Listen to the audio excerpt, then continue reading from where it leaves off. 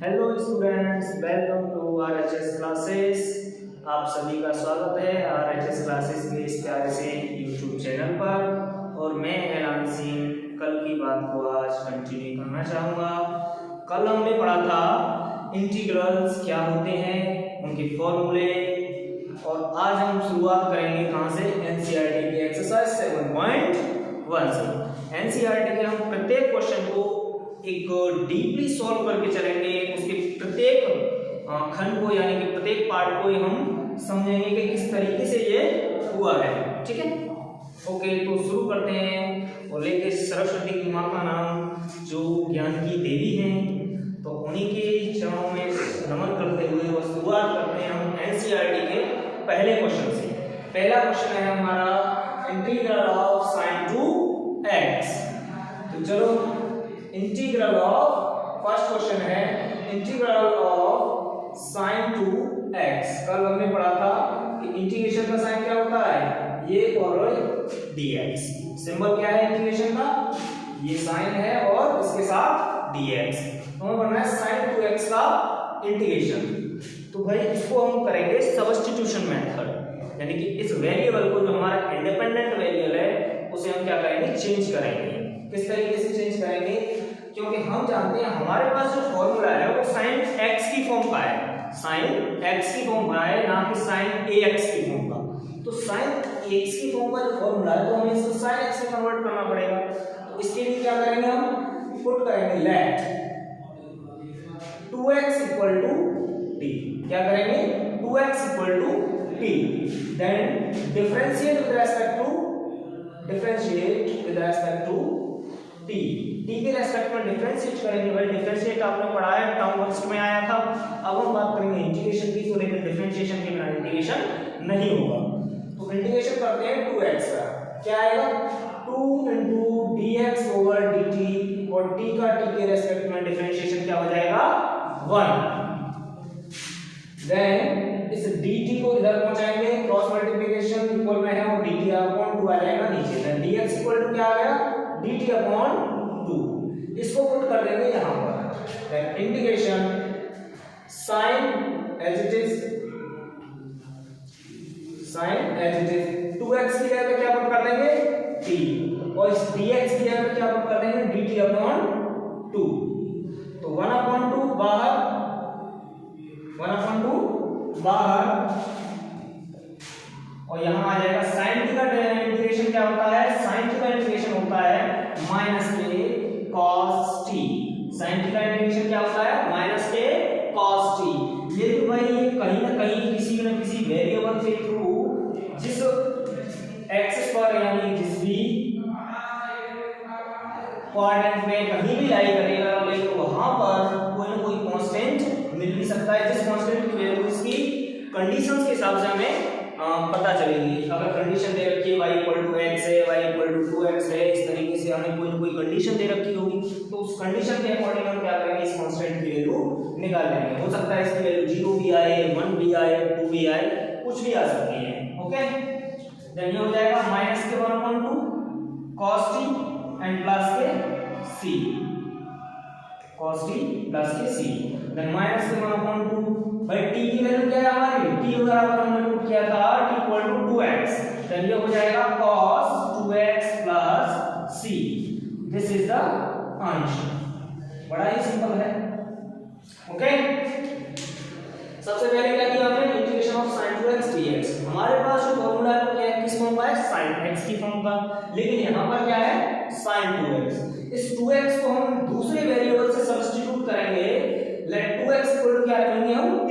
Okay, यहां differentiate करेंगे, क्योंकि भैया अगर हम ये पुट कर रहे हैं तो हमारा जो वेरिएबल है इसमें भी तो x वेरिएबल है ना, तो इस वेरिएबल को भी हमें चेंज करना है। तो डिफरेंशिएट करेंगे 2 into dx upon dt equal to 1। भाई t का डिफरेंशिएट क्या हुआ, t के रिस्पेक्ट में 1 हो जाएगा। इस dt को इधर ले जाओ और 2 को इसके नीचे।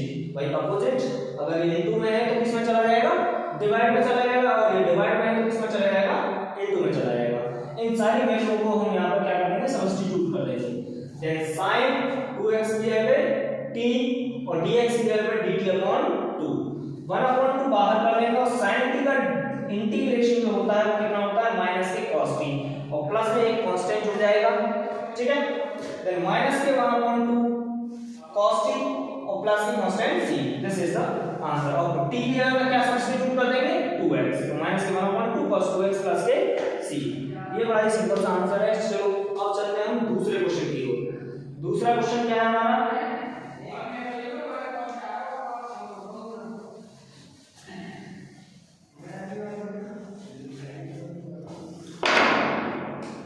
दूसरा क्वेश्चन है हमारा cos 3x, then integration of cos 3x और dx।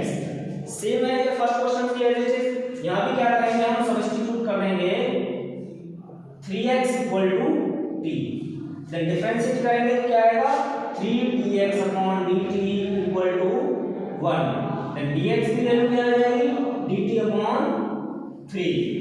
इस वैल्यू को क्या करेंगे इसमें सब्स्टिट्यूट कर देंगे, यानी आ जाएगा cos 3x की जगह पे क्या आ जाएगा t और dx की जगह पे dt अपॉन 3, देन 1/3 बाहर और integration cos t dt। cos t का इंटीग्रेशन t के रिस्पेक्ट में क्या हो जाएगा sin t और एक आ जाएगा कांस्टेंट जुड़ जाएगा, देन 1/3 और sin t की जगह पर क्या आ जाएगा 3x एंड प्लस ये c। ये सेम क्वेश्चन है as it is first, okay. चलो अब चलते हैं हम तीसरे क्वेश्चन की ओर, जो क्या है हमारा e की पावर 2x। तीसरा क्वेश्चन देखते हैं।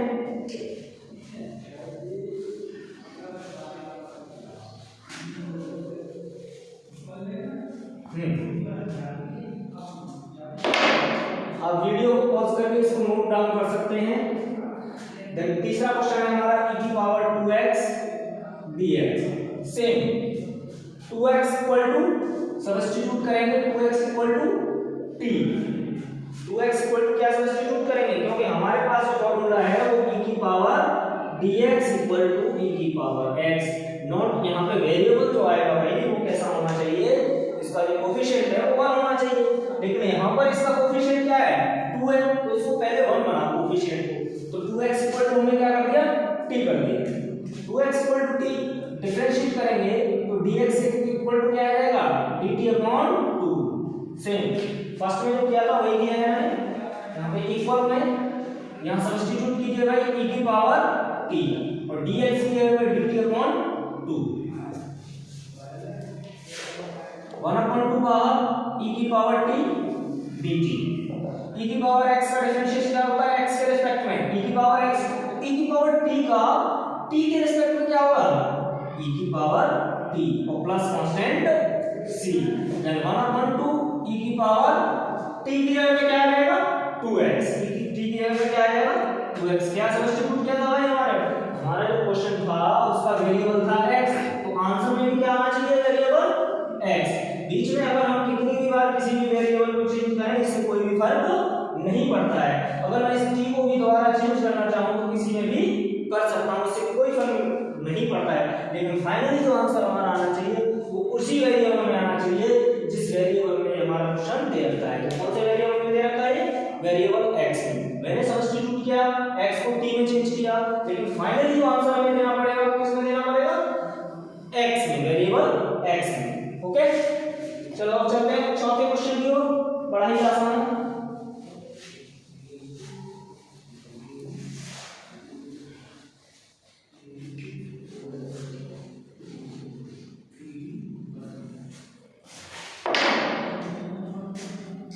चौथा क्वेश्चन क्या है हमारा integration of sin 2x minus 4 e की पावर 3x dx। अब देखो भाई यहां से थोड़ा याद रखना है कि अगर e की पावर ax हो, sin ax हो, cos ax हो, यानी कि अगर x का जो कोफिशिएंट है वो क्या है a है, तो डिफरेंशिएशन में क्या होता है वो सामने आ जाता है बाहर की ओर इनटू में, लेकिन इंटीग्रेशन में क्या होता है इंटीग्रेशन में होता है वो डिवाइड में चला जाता है, यानी 1/2 a का क्या हो जाता है मल्टीप्लाई। जैसे अभी हमने sin 2x का किया था, sin 2x का इंटीग्रेशन क्या आया था, sin 2x का इंटीग्रेशन आया था -k1/2 cos 2x, यानी कि 2 क्या हुआ डिवाइड में चला गया। ऐसे अभी हमने क्या था e की पावर 3x, क्या आया था भाई e की पावर 3x आया था 1/3 e की पावर 3x, यानी कि x का जो कोएफिशिएंट होगा वो क्या होगा उसका हो जाएगा उसमें डिवाइड, इंटीग्रेशन में क्या हो जाएगा उसका डिवाइड। तो चलो अब हम क्या करेंगे, अब डायरेक्टली रखते जाएंगे इन चीजों को। ओके, अभी मैंने तुम्हें बता ही दिया किस तरीके से सब्स्टिट्यूट करना है। Integration of sin 2x dx इनको अलग अलग कर लीजिए, -4 इंटीग्रेशन e की पावर 3x dx। तो इसका क्या आएगा भाई sin 2x का 1/2 से डिवाइड, और sin का क्या होता है cos, वो भी कैसा minus cos 2x and -4 as it is, e की पावर 3x का क्या हो जाएगा 1/3 e की पावर 3x प्लस एक कांस्टेंट जुड़ जाएगा। Okay, then -k1/2 cos 2x -k4/3 e की पावर 3x एंड प्लस के c। ये क्या हो गया हमारा आंसर हो गया, बड़ा सिंपल है। चलो अब हम चलते हैं पांचवें क्वेश्चन की ओर। ओके, ये पांचवा था भाई, पांचवा था ये, ठीक है, चौथा भी करते हैं।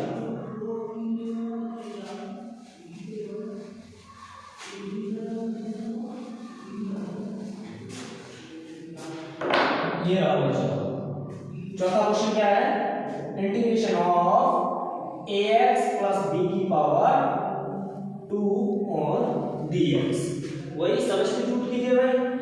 Late ax plus b equal to t, differentiate कीजिए a into dx over dt, और भाई b क्या है कांस्टेंट है तो इसका क्या हो जाएगा 0 और t का क्या हो जाएगा 1।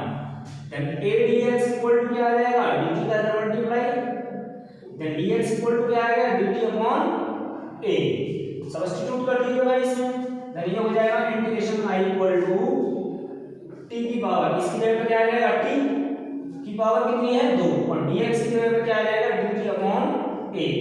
Then i is equal to 1/a t square dt, और t की पावर 2 का हमने कल फॉर्मूला पढ़ा था x की power n, integration of x की power n dx equal to x की power n plus 1 upon n plus 1। x की पावर n का जो इंटीग्रेशन होता है वो क्या होता है x की power n plus 1 upon n plus 1। तो ये इसका क्या हो जाएगा भाई 1 अपॉन a, और t की power 2 plus 1 upon 2 plus 1 plus constant c। तो ये क्या आ जाएगा भाई, ध्यान दे देते हैं, ये आ जाएगा 2 प्लस 1 कितना हो जाएगा 3, यानी 1/3 है, और t की पावर 3 प्लस के कांस्टेंट c, तो 1/3a और t की पावर 3, यानी t की वैल्यू क्या है ax प्लस b, जो फाइनली आंसर वो होना चाहिए इनिशियल वेरिएबल में प्लस के 3, जो हमारा वेरिएबल दे रखा है क्वेश्चन में उसी वेरिएबल में क्या करना है हमें अपना आंसर भी लेना है, ax प्लस b का होल क्यूब और प्लस c। ये क्या हो गया भाई चौथा क्वेश्चन हो गया हमारा। पांचवा अभी हम इससे पहले कर चुके हैं, अब करते हैं छठवां question.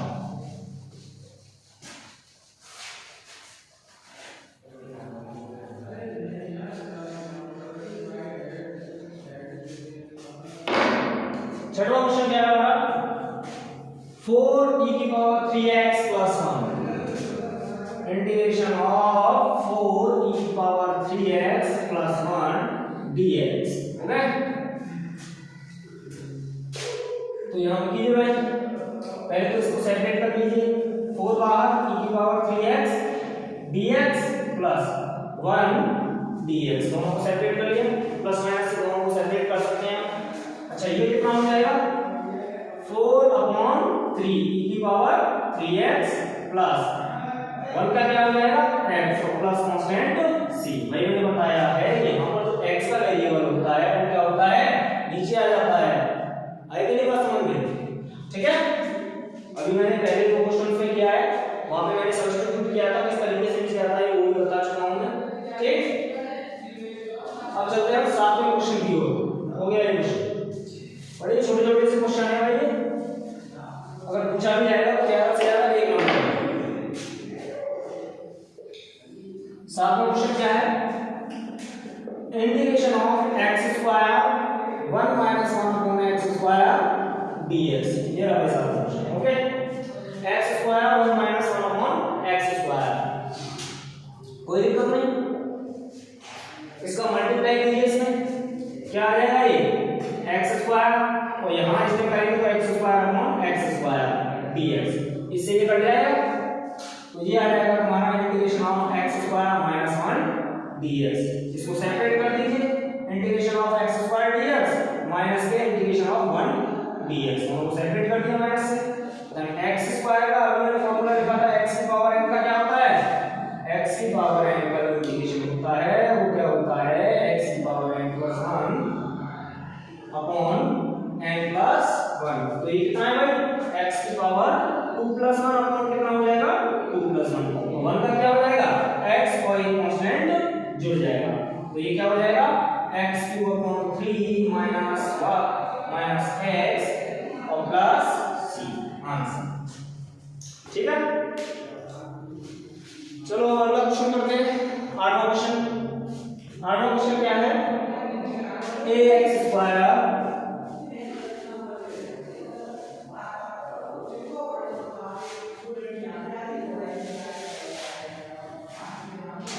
Plus 3x plus c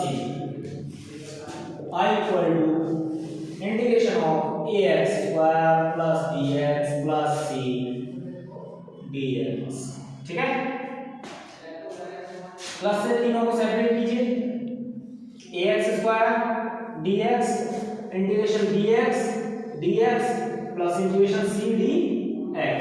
abc क्या है, यहाँ पे कांस्टेंट्स है, ठीक है, आर्बिट्रेरी कांस्टेंट। a बाहर x स्क्वायर dx, b बाहर x dx और c बाहर 1 dx। ओके, a कितना आएगा भाई, x की पावर 2 प्लस 1 अपॉन 2 प्लस 1 यानी x cube upon 3 plus b, यहाँ पे पावर कितनी है 1, x की पावर 1 प्लस 1 अपॉन 1 प्लस 1 यानी कि 2, x की पावर 1 प्लस 1 कितना हो जाएगा 2 अपॉन में 1 प्लस 1 यानी कि 2 और प्लस के c और x 1 का क्या होता है, 1 का इंटीग्रेशन होता है x और तीनों का एक कांस्टेंट जोड़ देंगे, कोई अदर कांस्टेंट k, क्योंकि इसी तरह से यूज हुआ है। ठीक है, देन ये हो जाएगा ax cube upon 3 plus bx square upon 2 plus cx plus k। यहां लिख लेंगे where k is an arbitrary constant। Okay, k क्या है, आर्बिट्रेरी कांस्टेंट है, एक स्वेच्छ अचर है, और वो उस अचर की वैल्यू हम किस तरीके से यानी निकाल सकते हैं, उस वैल्यू कांस्टेंट की वैल्यू किस तरीके से निकाल सकते हैं कि हमें कोई कंडीशन दे रखी है कि ये जो हमारा कर्व है वो कहां पर लाई कर रहा है, जिस तरीके से कर्व लाई करेगा उसके कोऑर्डिनेट क्या करेंगे, इसको वेरीफाई करेंगे, जहां से हम क्या आएगा k की वैल्यू फाइंड कर सकते हैं। ठीक है, चलो अब करते हैं 9वां क्वेश्चन। वीडियो पॉज करके इसको नोट डाउन करते हैं हम। ठीक,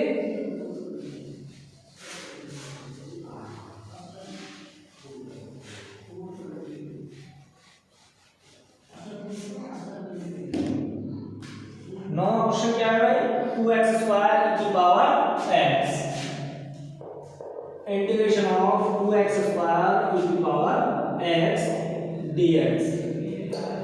ये क्या हो जाएगा, integration 2 bar x square dx plus integration of e की पावर x dx, दोनों को प्लस से सेपरेट कर लिया।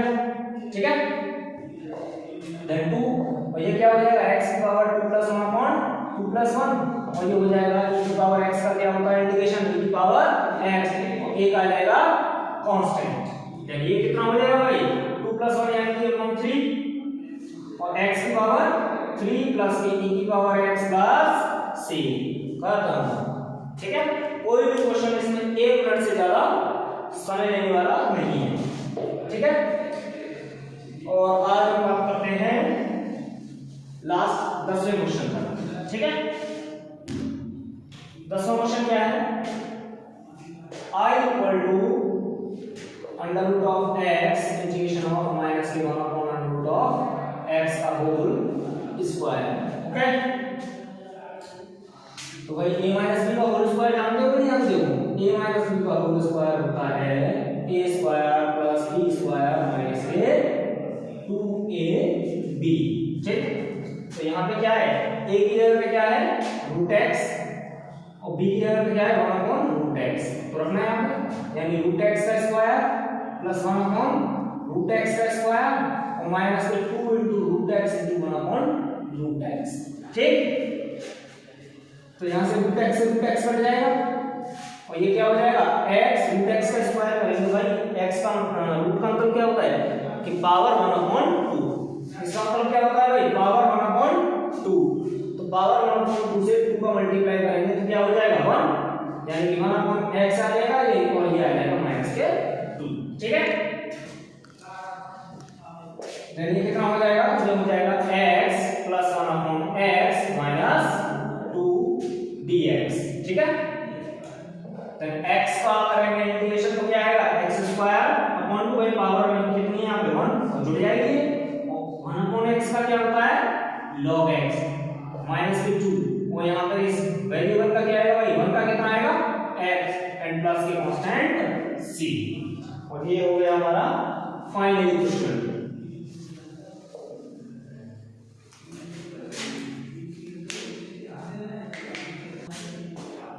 तो ठीक है प्यारे दोस्तों, आज हम 10वें क्वेश्चन तक ही बात करेंगे, आगे की बात हम कंटिन्यू कल करेंगे। अगर समझ में आया हो तो और अपने दोस्तों के पास शेयर करें, और अगर कहीं भी प्रॉब्लम आती है, हमारी कोई भी क्वेरी रहती है तुम्हारी हमारे प्रति, तो उस क्वेरी को कमेंट में जरूर लिखें, जिससे कि हम उसमें सुधार करें और आपको बेहतर से बेहतर शिक्षा पहुंचाएं। और इस वीडियो को लाइक करना, शेयर करना, सब्सक्राइब करना चैनल को, और चलते हैं